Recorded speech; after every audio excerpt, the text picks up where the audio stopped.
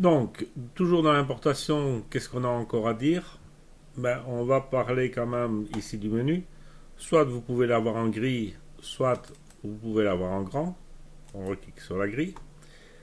Ou vous avez des tris. En général, comme ce sont tous des rows qu'on charge, c'est bon.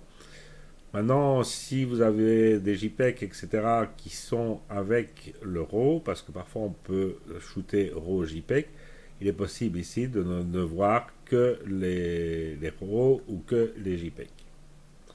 Et dernière chose, on peut modifier ici la taille des vignettes pour voir nettement plus en grand ce qui se passe. Et donc si on prend ou on ne prend pas les photos. Donc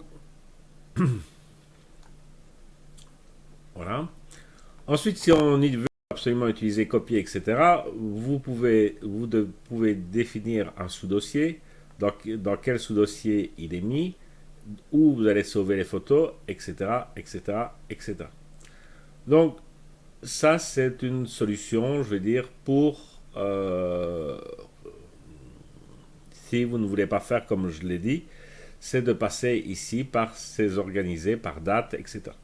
Donc Photoshop, vous devez définir un répertoire et puis après ça va créer soit chaque fois des répertoires de dates comme vous voyez ici, soit un nom où c'est à vous de choisir, de saisir un nom et d'organiser à ce moment-là dans un dossier et plus par date. Voilà, je crois que j'ai été complet sur cette